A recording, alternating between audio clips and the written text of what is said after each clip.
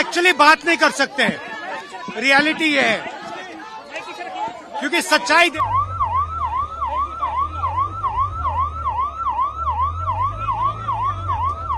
News 9 talks में आपका स्वागत है। आज भारत के विपक्षी दलों यानी इंडिया ब्लॉक के सांसदों ने संसद भवन से लेकर चुनाव आयोग तक मार्च करके एक जोरदार विरोध प्रदर्शन किया।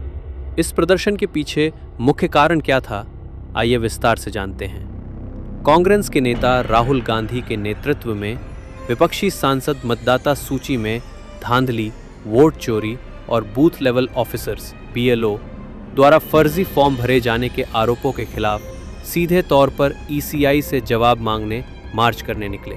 इस मार्च में लगभग 300 सांसद शामिल हुए, जिसके दौरान समाजवादी पार्टी सपा के नेता अखिलेश यादव ने पुलिस द्वारा लगाए गए बैरिकेड को कूदते हुए विरोध और जोश भरी कार्रवाई की, जिसे कांग्रेस नेता प्रियंका गांधी ने तालियों से प्रोत्साहित किया। विरोध प्रदर्शन के बीच राहुल गांधी ने कहा कि ये लड़ाई राजनीतिक नहीं है, बल्कि संविधान की रक्षा की है। उनका आरोप था कि सरकार लोकतांत्रिक संस्थाओं को कमजोर करने की कोशिश कर रही है। देखिए, हिंदुस्तान की डेमोक्रेसी की हालत देखिए। 300 MPs इलेक्शन कमीशन से मिलना चाहते हैं और कहते हैं कि हम डेलीगेशन लेके आएंगे, हम आपको एक डॉक्यूमेंट देना चाहते हैं। इलेक्शन कमीशन कहता है नहीं, 300 MPs नहीं आ सकते हैं। तो यही हालत है, क्योंकि डरते हैं। 300 MPs आ गए और वहाँ पे सच्चाई निकल आई और हमने उनको थोड़ा जो उनके काम की सच्चाई है दिखा दी। That is why. लेकिन आपको लगता है कि सर आपको ये जो लड़ाई है, मैं थोड़ा क्लियरली बोलना चाहता हूँ। देखिए, अब ये राजनीतिक लड़ाई से आगे निकल गई है, ठीक है। अब ये देश की जो आत्मा है, स्पिरिचुअल देश का जो आत्मा है, उसके लिए लड़ाई हो रही है। कॉन्स्टिट्यूशन की लड़ाई है। 1 मैन 1 वोट कॉन्स्टिट्यूशन का फाउंडेशन है। 1 मैन 1 वोट के बिना कॉन्स्टिट्यूशन का कोई मतलब नहीं है। और हमने क्लियरली दिखाया है कर्नाटक में कि 1 मैन 1 वोट नहीं है। Multiple man multiple vote, 1 man multiple vote, सारा कुछ चल रहा है, ठीक है। तो ये अब लड़ाई पूरी की पूरी ऑपोजिशन लड़ रही है और हिंदुस्तान के जो युवा हैं उनको ये बात समझ आ गई है। तो अब इलेक्शन कमीशन को छुपना काफ़ी मुश्किल हो जाएगा। वो आपको कहता है कि आप साइन नोटिस का जवाब आप दे देंगे। अरे भाई, उन्हीं का डेटा है, वो अपने वेबसाइट से वही डेटा निकाल दें। मेरा डेटा थोड़ी है कि मैं साइन करूं, उनका डेटा है। आप उठाइए अपना डेटा, हमने आपको ही दिया है, आप उसको अपने वेबसाइट में लगा दीजिए, पता लग जाएगा आपको। मतलब डिस्ट्रैक्ट करने का काम है, ठीक है। और एक और बात, आप ये मत सोचिए कि सिर्फ बेंगलोर में हुआ है। ये देश में अलग अलग कंस्टिट्यूएंसीज में हुआ है और इलेक्शन कमीशन जानता है। इलेक्शन कमीशन जानता है कि वो उसका जो डेटा है वो फटेगा।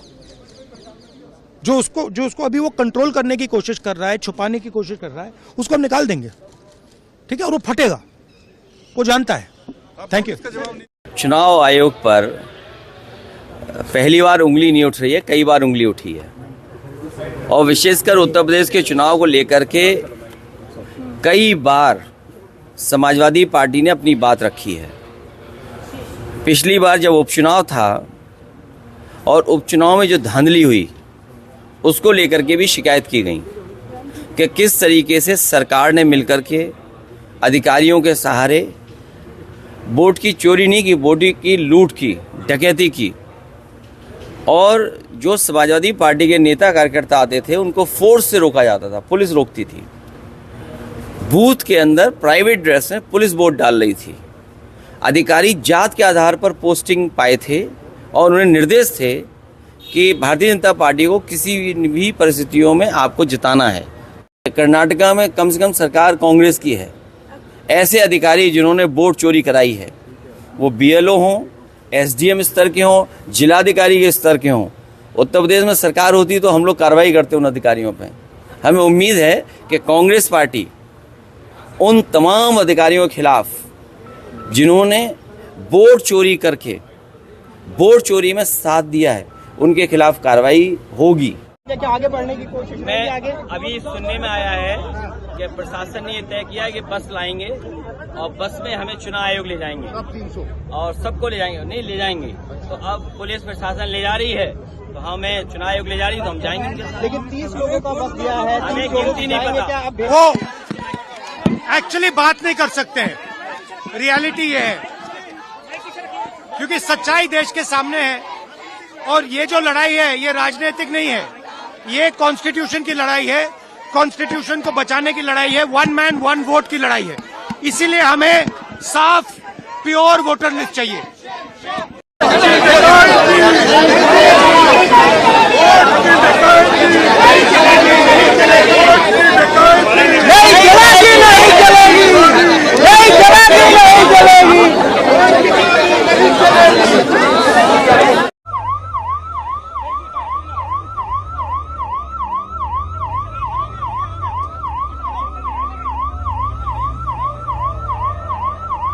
आज का प्रदर्शन विपक्ष द्वारा लोकतांत्रिक संस्थाओं की स्वतंत्रता, ईमानदार मतदाता सूची और चुनावों में पारदर्शिता सुनिश्चित करने की मांग के रूप में किया गया।